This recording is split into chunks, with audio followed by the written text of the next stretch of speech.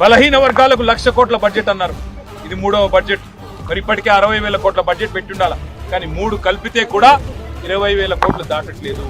అందుకే ఈ రాష్ట్ర ప్రజల తరపున, ఈ రాష్ట్రంలోని 46 లక్షల మంది వృద్ధులు వితంతువుల తరపున 4,000 పెన్షన్ ఎప్పుడు ఇస్తారు అని బడ్జెట్ లో ప్రభుత్వాన్ని అడుగుతాం.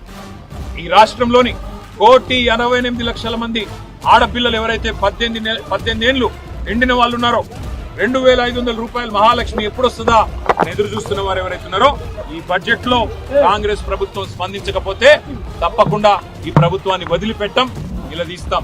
అట్లాగే మరి రాష్ట్ర వ్యాప్తంగా 5 లక్షల మంది దివ్యాంగులు 6,000 పెన్షన్ కోసం ఎదురు చూస్తున్న వారు, వారి తరపున ప్రభుత్వాన్ని నిలదీస్తాం.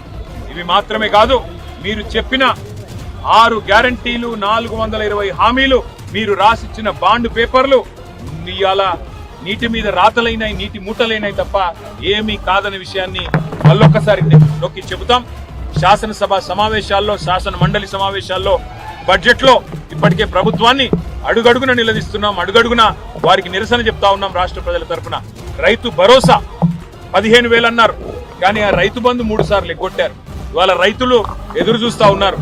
ఉగాది దాటిపోయింది, మరి సంక్రాంతికి ఇవ్వాల్సిన రైతు బంధు ఉగాది వచ్చినా పడతలేదంటే మరి ఈ ప్రభుత్వం యొక్క చేతగానితనం, ఈ ప్రభుత్వం యొక్క వైఫల్యం ఎంత తీవ్రంగా ఉన్నదో అందరు చూస్తా ఉన్నారు.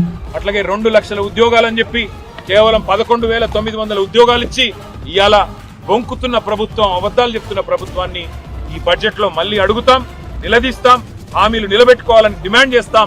నిలబెట్టుకోకపోతే నిలదీస్తామని మళ్ళొకసారి చెప్తూ మీ అందరికీ ధన్యవాదాలు.